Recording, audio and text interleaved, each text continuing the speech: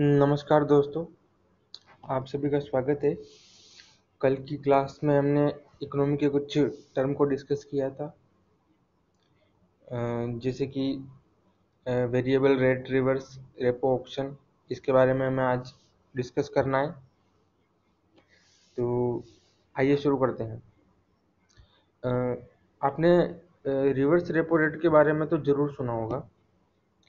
तो हाल ही के दिनों में आरबीआई द्वारा जो रिवर्स रेपो है उसमें कुछ चेंजेस किए गए हैं। चेंजेस तो नहीं किए गए हैं, लेकिन उसको प्रयोग में ना लाकर आरबीआई एक नई टर्म को प्रयोग में लाता है, जिसको कहा जाता है variable rate reverse repo option. इसमें एक फिक्स रेट नहीं होती है। रिवर्स रेपो और रेपो रेट में एक फिक्स रेट होती है, लेकिन इसका नाम ही वेरिएबल है, तो इसमें कोई फिक्स रेट है वो नहीं देखी जाती है। ये ध्यान रखना होगा, इसमें फिक्स रेट नहीं होती है इंटरेस्ट की। तो आइए, ये जो टॉपिक है variable rate reverse repo option, तो ये इम्पोर्टेंट हो जाता है आने वाले प्रीलिम्स को ध्यान में रखते हुए। तो आइए शुरू करते हैं, इसका थोड़ा सा बैकग्राउंड देखते हैं। बैकग्राउंड की बात करें तो 1998 में नरसिम्हा कमेटी को गठित किया गया था। इसके कुछ सुझाव थे। इसने कुछ समस्याओं की ओर ध्यान आकर्षित किया भारत का, जिसमें था कि भारत के बैंकों को शॉर्ट टर्म के लिए फंड की आवश्यकता पड़ती है। शॉर्ट टर्म से मतलब है 1 से 15 दिन के लिए, और उसी समय लिक्विडिटी एडजस्टमेंट फैसिलिटी के बारे में भी बात आई थी। LF लिक्विडिटी एडजस्टमेंट फैसिलिटी, इसी के अंतर्गत दो चीज़ होती है जिसको हम जानते हैं रिवर्स रेपो, और एक को जानते हैं हम रिवर्स रेपो रेट। ये जो दोनों है रिवर्स रेपो और रेपो रेट, वो लिक्विडिटी एडजस्टमेंट फैसिलिटी का ही एक भाग है। हम उनको इंडिविजुअली जानते हैं, लेकिन जो सुविधा है वो ये है, लिक्विडिटी एडजस्टमेंट फैसिलिटी वाली। तो आइए देखते हैं और क्या क्या इसके बैकग्राउंड के बारे में। तो हमने दो बातें देखी अभी तक कि भारत के जो बैंक है उनको शॉर्ट टर्म की निधि की आवश्यकता पड़ती है, और लिक्विडिटी एडजस्टमेंट फैसिलिटी लाया गया था उस टाइम। हम नरसिम्हा राव की सिफारिश के बारे में देख रहे हैं। शेड्यूल कमर्शियल बैंक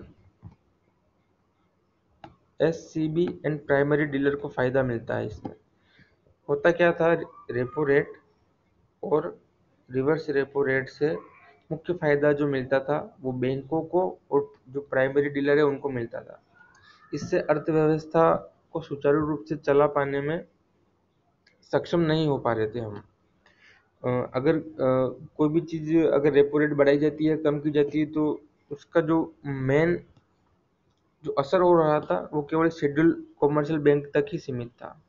और प्राइमरी डीलर के बारे में बात करें तो ये वित्तीय संस्थाएं होती है जो सरकारी प्रतिभूतियों की खरीद फरोख्त करती है। प्राइमरी डीलर वे वित्तीय संस्थाएं होती है जो आरबीआई के द्वारा ऑथोराइज्ड है, अधिकृत है, और सरकारी प्रतिभूतियां G-SEC, इसके बारे में आपने सुना ही होगा, G-SEC की खरीद फरोख्त करती है। खरीदने एवं बेचने हेतु प्राइमरी डीलर कहते हैं।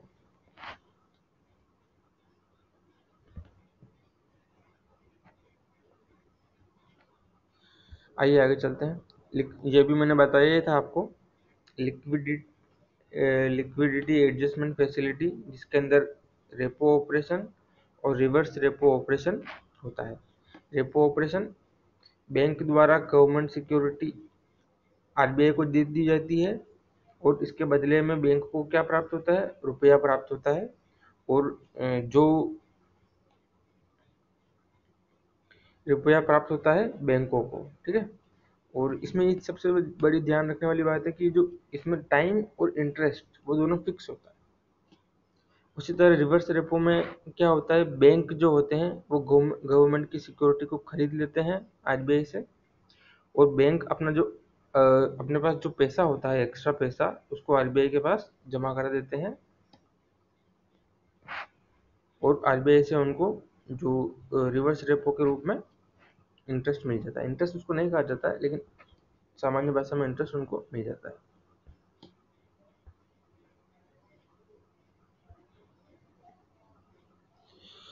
ये हो गया लिक्विडिटी एडजस्टमेंट फैसिलिटी। ठीक है, भारत में रेपो मार्केट से संबंधित कुछ प्रमुख बिंदुओं के बारे में देख लेते हैं। ये शॉर्ट टर्म मनी मार्केट होता है, जैसे कि आपने देखा था, मेनली 114 दिन के लिए होता है, लेकिन इसको दो भागों में बांटा जा सकता है, एक को ओवरनाइट और एक को टर्म डिपॉजिट, जिसके अंदर 7, 11 या 14 या 28 डेज के लिए किया जाता है। ठीक है, रेपो मार्केट मेनली दो प्रकार का होता है,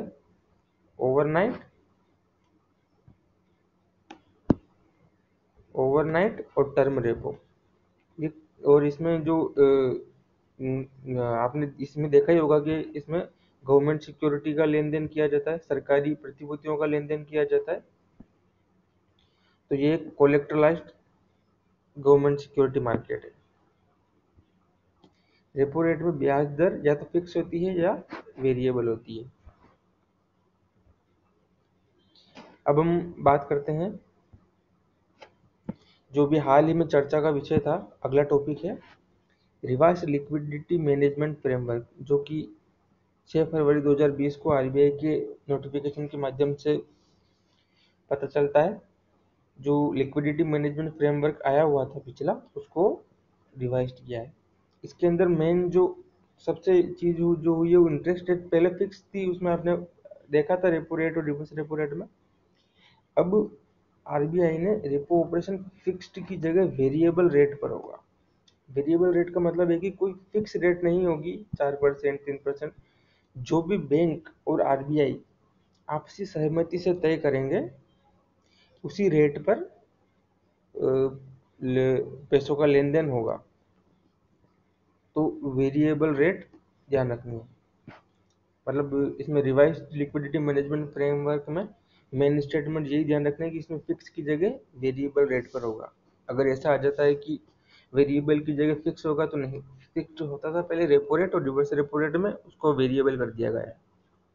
वेरिएबल ऑप्शन के माध्यम से किया जाता है, जो जिसको जैसी जरूरत है उसके हिसाब से रेट तय कर ली जाती है। अगली जो टर्म है वो है कॉल रेट। कॉल रेट वह इंटरेस्ट रेट है जिसमें एक बैंक किसी दूसरे बैंक को 1 से 15 दिन के लिए पैसा उधार देते हैं। अब बैंकों के पास क्या ऑप्शन होते हैं पैसे लेने के लिए? वो आरबीआई के पास जाए, लेकिन आरबीआई के पास जाने के बाद उनको गवर्नमेंट सिक्योरिटी में लेन देन करना पड़ता है, और 15 दिन के लिए गवर्नमेंट सिक्योरिटी को कौन छेड़खानी करे। तो बैंक कई बार सोचते हैं कि क्यों ना आपस में ही पैसों का लेन देन कर लिया जाए। तो उसके लिए कॉल रेट का उपयोग किया जाता है। इसमें सबसे बड़ा है कि ये अनसिक्योर्ड होता है, इसमें गवर्नमेंट सिक्योरिटी को छेड़ा भी नहीं जाता, जिसे को तो इसमें कोई सिक्योरिटी रखी नहीं जाती है, और ये सेम टू सेम उसी के जैसा होता है, रेपो की जैसा ही। लेकिन सिर्फ इसमें मेन जो है वो अनसिक्योर्ड होता है, ये वो सिक्योर्ड होता है। इस बाजार का नाम है कॉल मनी मार्केट। इसी का अपडेटेड वर्जन है वेटेड एवरेज कॉल रेट, जो कि जो एवरेज होता है उसके आधार पर तय कर लिया जाता है।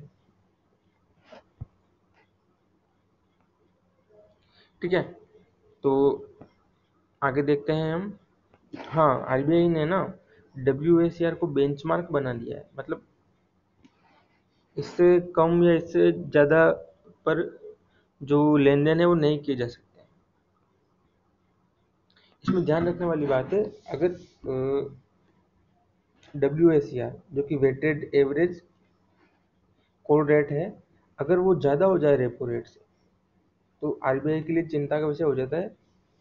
तो इसमें इसका जो प्रभाव पड़ता है वो है, अगर इसमें डब्ल्यूएसीआर रेपो रेट से ज़्यादा हो जाता है, तो लिक्विडिटी का संकट बढ़ रहा होगा, और इसके लिए एक टर्म प्रयोग में लाई जाती है, ये ध्यान रखने वाली होगी। इसको कहा जाता है लिक्विडिटी डेफिसिट। अगर अर्थव्यवस्था में WACR मतलब वेटेड एवरेज कॉल रेट, अगर रेपो रेट से ज़्यादा हो जाता है, वेटेड एवरेज कॉल रेट जो कि ऑप्शन के द्वारा तय होता है, आपने ध्यान दिया होगा अभी, अगर वो ज़्यादा हो जाता है रेपो रेट से, रेपो रेट से ज़्यादा हो जाता है तो उसको कहा जाता है लिक्विडिटी डेफिसिट, जो कि RBI तरलता बढ़ाने के लिए रेपो ऑपरेशन करता है। मान लो कि अगर WCR कम है रेपो रेट से तो लिक्विडिटी सरप्लस हो गया होगा, तो RBI रिवर्स रेपो ऑपरेशन करेगा। हाँ, तो हम हमारे जो टॉपिक था, हमने जो स्टार्ट किया था टॉपिक, उसकी समाप्ति की ओर आ गए हैं। Variable rate reverse repo option, इसके अंदर होता क्या है कि कब प्रयोग में लाया जाता है? जब लिक्विडिटी या सरप्लस हो, या शॉर्ट टर्म के लिए होता है,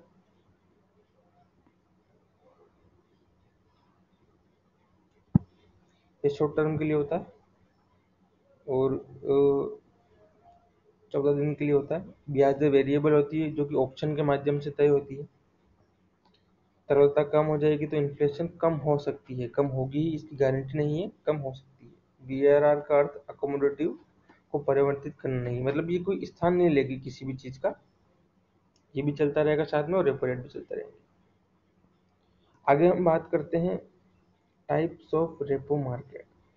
भारत में रेपो मार्केट के प्रकार, पहला है G-SEC repo market, government securities repo market. दूसरा है repo market on debt security. तीसरा है ट्राई पार्टी रेपो, जिसको ट्रिप्स कहा जाता है। ये जो होता है गवर्नमेंट सिक्योरिटी मार्केट, वो RBI और बैंक के बीच में होता है। Repo market on debt security corporate bond के माध्यम से होता है। इसके अंदर कौन हिस्सा लेते हैं? Schedule commercial bank, primary dealer, non banking financial companies, housing financing companies, mutual funds या all India financial institution, Akhil Bharatiya वित्तीय संस्थान, NABARD, national housing bank, Exim, आयात निर्यात बैंक, सिडबी, लघु उद्योग बैंक। इसमें जो ध्यान रखने वाली बात है, हाल ही में नेब फीड को इसके अंतर्गत लाया गया, इस मार्केट के अंतर्गत, repo market on debt security. यह जो है, इसका अभी जो निर्माण किया गया है मार्च 2022 में, ये एक डेवलपमेंट फाइनेंशियल इंस्टीट्यूशन है। इसकी फुल फॉर्म है the national bank for financial infrastructure development. ठीक है, हमने अभी दो चीज़ें देख ली है, गवर्नमेंट सिक्योरिटी मार्केट और repo market on debt security.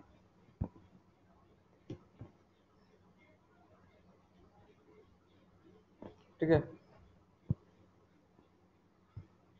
आशा करता हूँ कि आपको समझ में आ रहा होगा। जो रेपो मार्केट है उसका तीसरा जो ऑप्शन है वो है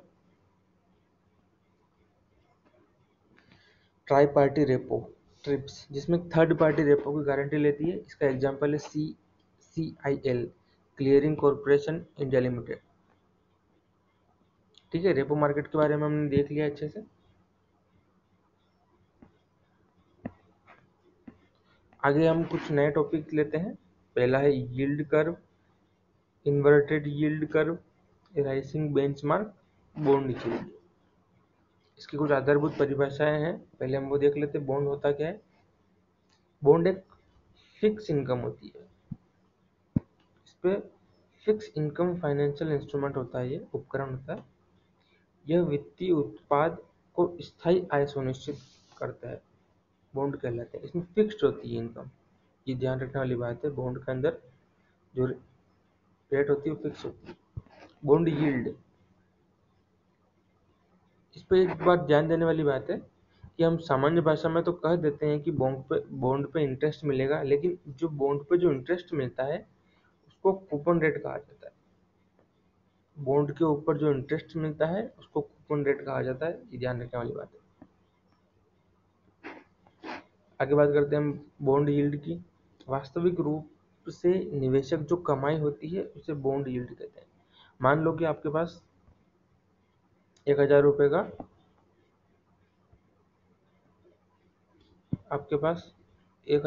का बॉन्ड था,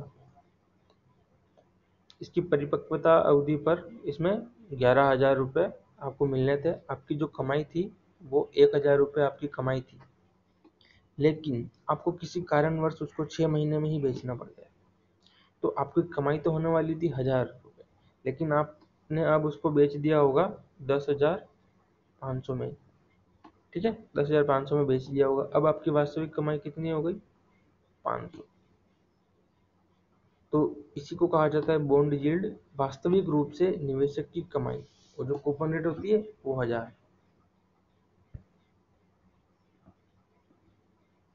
जो वास्तविक रूप से होती है, जो मिली ही है लास्ट में, उसे कहा जाता है coupon rate, bond yield, sorry.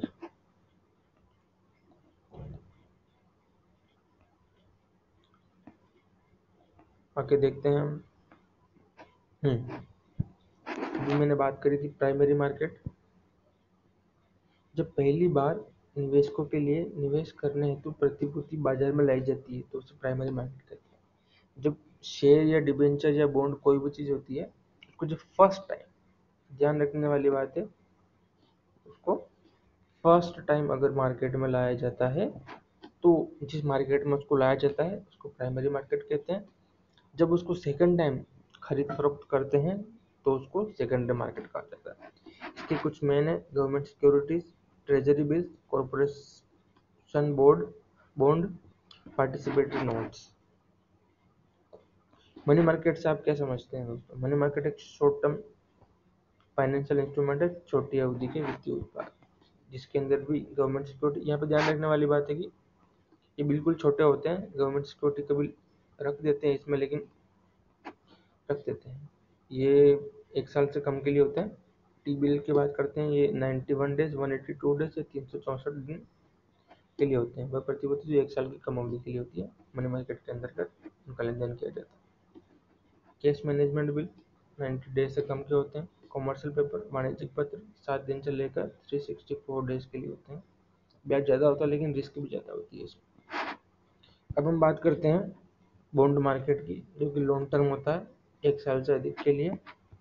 इसके अंदर भी 3 चीज़ें होती हैं। वो अगर गवर्नमेंट सिक्योरिटी जो 1 साल से कम के लिए है तो प्राइमरी मार्केट में, और अगर 1 साल से ज़्यादा के लिए है तो बॉन्ड मार्केट में आएंगी। कॉर्पोरेशन बॉन्ड, डिबेंचर बॉन्ड के जैसे ही होते हैं लेकिन ये सिक्योर्ड होते हैं, अनसिक्योर्ड होते हैं। बॉन्ड मार्केट, इसमें ब्याज कम होता है क्योंकि रिस्क भी लो होती है, क्योंकि लॉन्ग टर्म के लिए होता है ना, इसलिए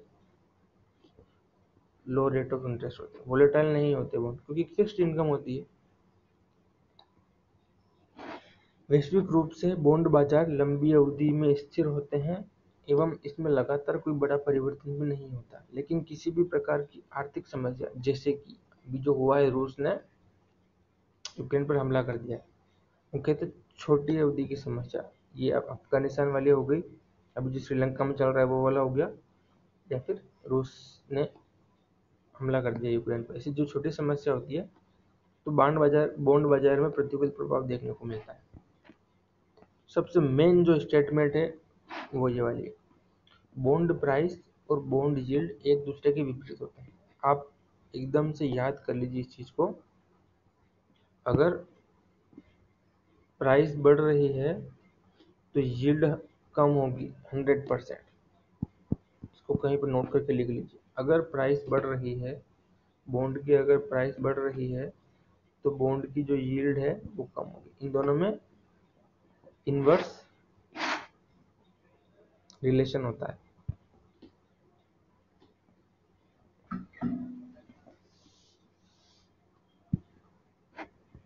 ठीक है, मैं सब इसको प्रूफ भी कर देता हूँ। मान लो कि एबीसी कंपनी का बॉन्ड 1,000 रुपए का था। 1 साल बाद उस पर 1100 रुपये मिलने वाले थे। 1 साल बाद कमाई कितनी होने वाली थी? 100 रुपये की। किस पे? 1,000 रुपये पे। तो 10% की, इसको कूपन रेट कहेंगे आप। 1,000 रुपये का बॉन्ड था, 1100 में 1 साल बाद मिलने वाला था, 100 रुपये पे इस पर कमाई होने वाली। बॉन्ड की प्राइस 1,050 हो गई 1 साल बाद, 1 साल बाद 1100 होने वाली थी, लेकिन आपने 6 महीने बाद ही कुछ ऐसी अस्थिरता हो गई कि बॉन्ड की जो प्राइस है 1050 पे आपने बेच दी। तो 50 रुपये का प्रॉफिट हुआ, कितने पे हुआ?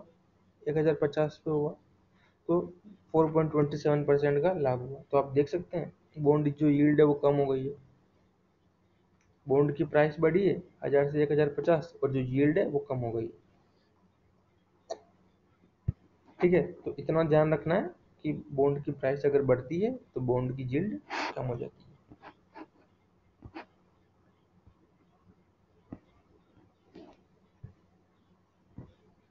अगर बॉन्ड की डिमांड बढ़ेगी, किसी भी चीज़ की अगर डिमांड बढ़ती है तो आपको पता ही होगा कि उसकी प्राइस भी बढ़ेगी।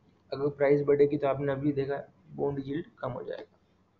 अगर डिमांड कम होती है तो आपको पता ही होगा मार्केट में क्या होता है, अगर किसी चीज़ की डिमांड ही नहीं है तो उसकी प्राइस भी कम हो जाएगी। प्राइस कम होगी तो बॉन्ड यील्ड बढ़ जाएगा।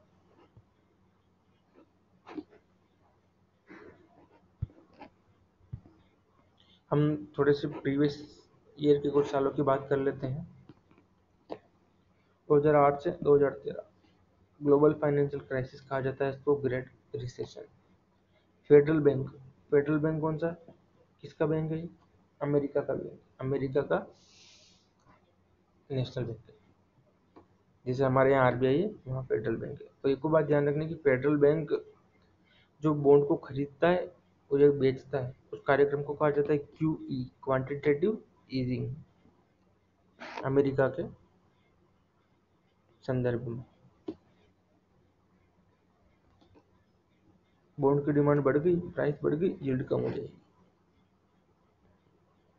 ये 2013 तक हुआ था।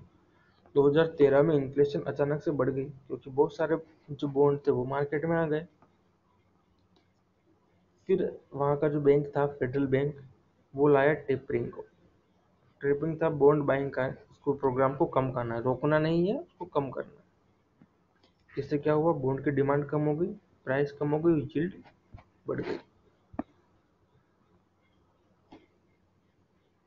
ये स्टेटमेंट के रूप में पूछा जा सकता है कि अमेरिका में अगर कोई चीज़ घट रही है तो उसमें भारत का क्या प्रभाव पड़ेगा।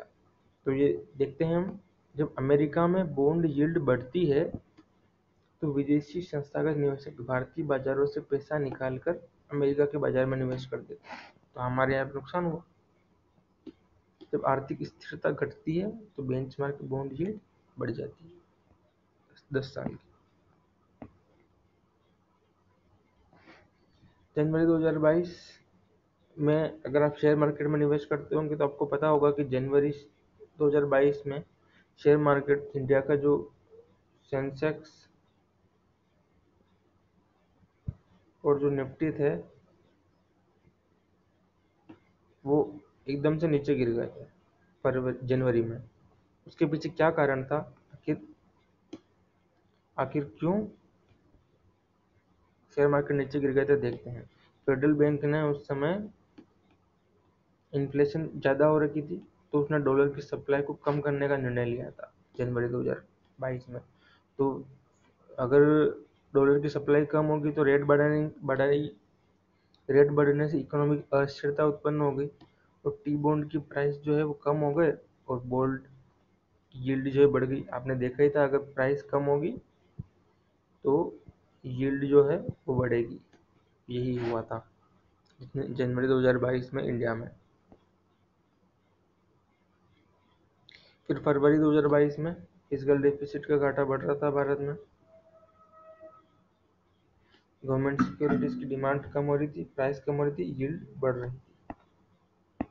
तो ये था हमारा आज के छोटे से टॉपिक, छोटे छोटे से। उम्मीद करता हूँ कि आपको अच्छे से समझ में आए होंगे। तो अगले लेक्चर के लिए वेट करिए। Thank you.